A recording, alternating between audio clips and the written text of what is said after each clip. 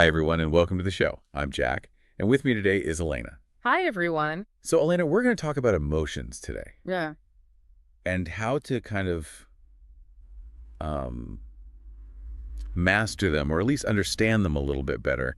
Uh, I think everybody listening probably knows that sometimes your emotions can feel like they're controlling you instead of the other way around. Yeah, it can definitely feel that way sometimes, and it can be really hard to manage those emotions. But there are a few things that we can try to do to get a little bit better at it. Yeah, and it's interesting because I think it's kind of built into us like a survival mechanism. It is. Where we're kind of programmed to maybe focus on the bad things more than the good Right. things. It's like a negativity bias that we have, and it goes all the way back to our ancestors, Yeah. Like way back in the Stone Age. If you ate some berries and they made you sick, you needed to remember that. Right, you don't want to eat those berries again. Exactly. Or which animals were dangerous and things like that. Right. It makes sense. But then in the modern world, it feels like it's a little bit harder to be happy when you're always thinking about all the bad things that could happen. Yeah, definitely. So it can be a problem because sometimes our brains think that something like a traffic jam is a big threat when it's really not. Right. And so we get, this stress response and we're anxious for no reason. So how do we overcome that? There's that whole thing about dopamine and how dopamine is supposed to make us feel good. So is it about just getting more dopamine or is it something different? Well, dopamine is a brain chemical and it does give us a feeling of pleasure. But, true happiness is not just about getting more dopamine or getting new things. It really comes from how you look at the world and how you think about yourself and, how you grow as a person. So it's not about winning the lottery or buying a new car. I mean, those things might make you happy for a short time, but it's fleeting. Real happiness comes from within. Okay. So it's about understanding our emotions and then kind of learning how to manage them, I guess. What about when we have a bad day? Like let's say you spill coffee on yourself in the morning.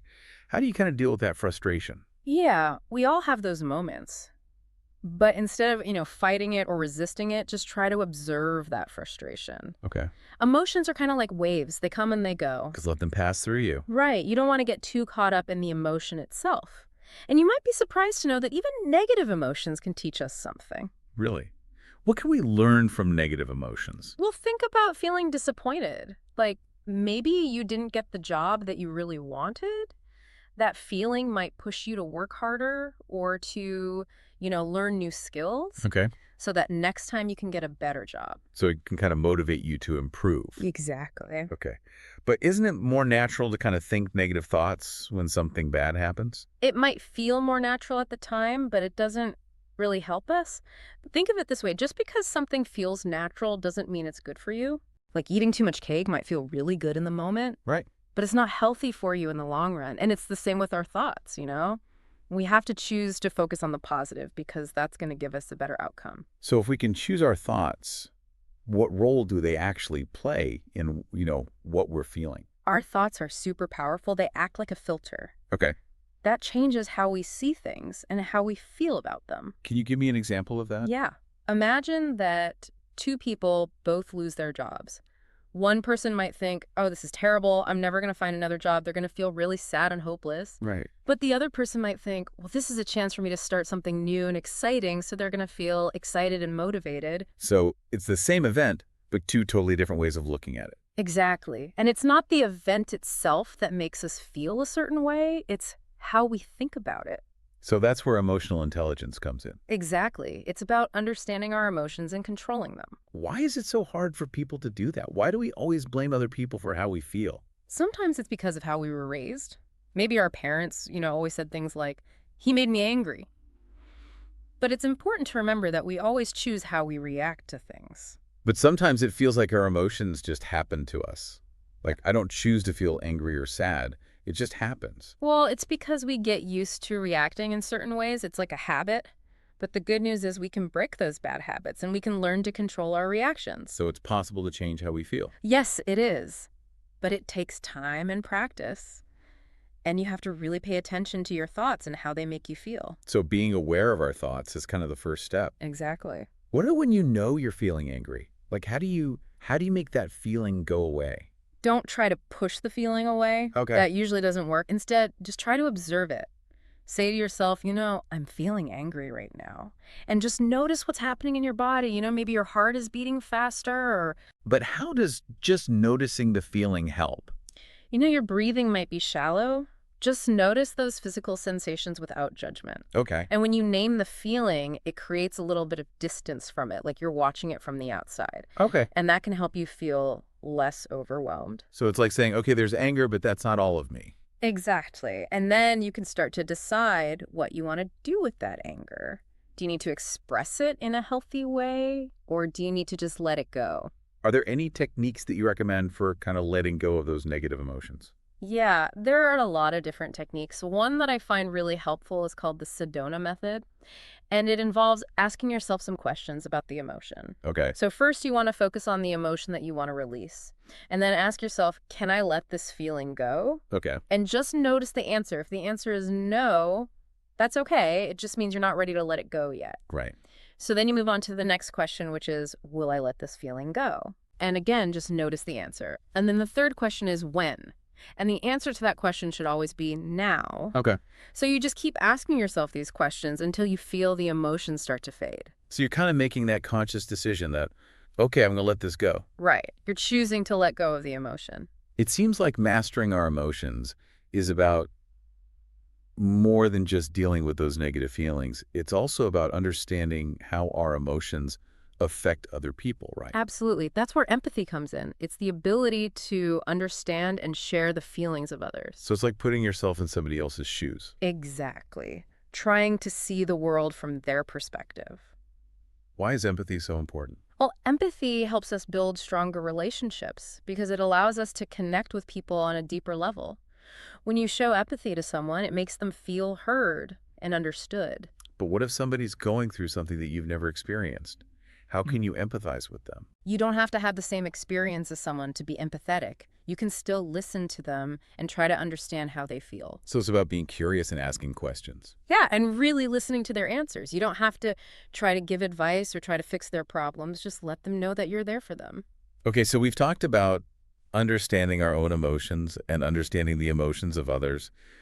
What about those times when we just feel completely overwhelmed by our emotions? What can we do in those moments? Well, there are a lot of things you can do, but one helpful technique is called self-soothing. Okay. It's like giving yourself a hug. Okay. Like, what are some examples of that? Well, you can try journaling. Writing down your thoughts and feelings can really help you process those emotions and let them go. You can also talk to a friend or a therapist. Sometimes just talking about what's bothering you can make you feel a lot better. What if you don't have anybody to talk to? Like, you're by yourself. Well, there are things that you can do by yourself, too, like listening to music or taking a walk in nature or taking a warm bath. You want to find activities that, bring you joy and relaxation. So it's about having a plan for when you're feeling overwhelmed. Exactly. And remember that self-soothing is a skill. And the more you practice it, the easier it will become. So it's like learning to play a sport or a musical instrument. You have to just keep practicing to get better at it. Exactly. And just like any skill there are going to be times when you struggle. But you want to be patient with yourself and not give up. Elena, this has been incredibly helpful. It seems like mastering our emotions is kind of a lifelong journey. It is. It's a journey of self-discovery and growth. What are some of the most important things for our listeners to kind of take away from this? Well, I think the most important thing to remember is that you are not your emotions. Your emotions are like visitors. They come and they go. Okay. So you don't want to let them control you. You have the power to choose how you respond to them. Right. So we have a choice. We do. And also remember that developing emotional intelligence is a process. It doesn't happen overnight. Right. So just be kind to yourself and celebrate your progress along the way. I love that. Be kind to yourself. That's easy to forget sometimes. It is. And also, you don't have to do this alone. There are a lot of resources out there to help you learn more about emotional intelligence. There are books and articles and websites and even therapists who can guide you. So if you're feeling stuck, there's help available. Absolutely. So let's talk about some specific techniques that people can use to kind of start managing their emotions more effectively. We've already talked about journaling and talking to a friend and self-soothing. What are some other techniques that you recommend? Well, one really powerful technique is mindfulness.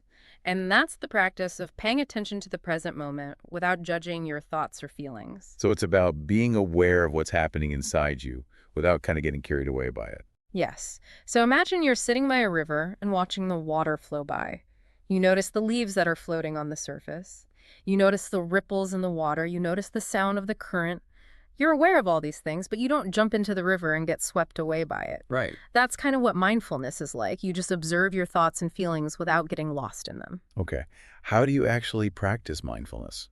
Well, you can try formal meditation, but you can also practice mindfulness in everyday life, Right. like just paying attention to your food when you eat, noticing the pace, the texture, the smell, or when you're walking, pay attention to the sensation of your feet on the ground. So it's about bringing your attention to the present moment. Exactly. And when you do that, you create a space between your emotions and your reactions. You know, you're not just reacting automatically anymore, you have a choice. So mindfulness helps us become more aware of our emotions, and then we can have more control over how we respond to them. Exactly. And like any skill, it takes practice, but the more you practice, the easier it becomes. What about negative thoughts? Yeah. We talked earlier about how our thoughts can really affect our emotions. Are there any techniques for dealing with those negative thoughts? Yeah. One helpful technique is called cognitive reframing. And it's kind of like changing the channel on your TV. If you don't like what you're watching, you just change the channel. Yeah. And it's the same with your thoughts. If you're having negative thoughts, you can choose to change them to more positive ones. Can you give us an example of that? Yeah. So let's say you make a mistake at work. Okay. And you start thinking to yourself, oh, I'm so stupid. I always mess things up. Those are really negative thoughts that are just going to make you feel bad about yourself. Instead, you could try thinking something like, okay, well, everybody makes mistakes. I'm going to learn from this and I'll do better next time. So that's a much more positive way of looking at the situation. So cognitive reframing is about challenging those negative thoughts and replacing them with more helpful thoughts. Exactly. And it takes practice. You're not going to change your thinking patterns overnight, but the more you do it, the better you'll become at catching those negative thoughts and choosing to think differently. This has been incredibly helpful, Elena. It seems like mastering our emotions is really a journey of self-discovery and growth. It is. And it's a journey worth taking. Because when you learn to master your emotions, you gain more control over your life, you build stronger relationships, and you experience more peace and joy. Elena, thank you so much for sharing your wisdom with us today. It was my pleasure. We've been talking a lot about, understanding our emotions and managing our emotions. But what about how we talk about our feelings with other people? Well, that's where communication comes in. And that's another really important part of emotional intelligence. We need to learn how to express our feelings to other people in a healthy way. I think a lot of people really struggle with that. They might be afraid of hurting somebody else's feelings. Or maybe they just don't know how to put their feelings into words. Yeah, that's true. But it's important to remember that communication is a two-way street. It's not just about talking, it's also about listening. So how can we get better at communicating our emotions? Well, one way is to use I statements. So, for example, instead of saying, you made me angry, you could say, I felt angry when you did that. Oh, okay. So it's taking the blame out of it. Right. And it helps the other person understand, how their actions affected you. What if it's a really difficult conversation you need to have with somebody? Like if you need to tell them something that might upset them. Yeah, sometimes it's helpful to write down your thoughts and feelings first, before you have the conversation. That way you can kind of organize your thoughts and make sure that you're expressing yourself clearly. That's a good idea. It gives you a chance to think it through. Yeah.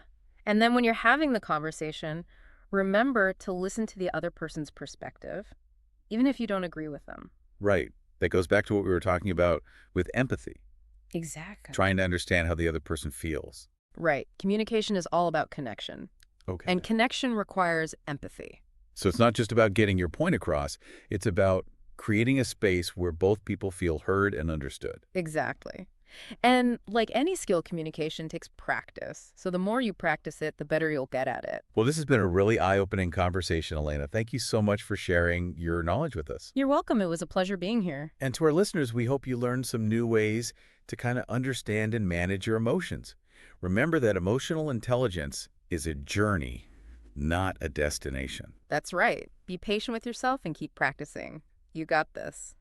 Thanks for listening, everybody. We'll see you next time.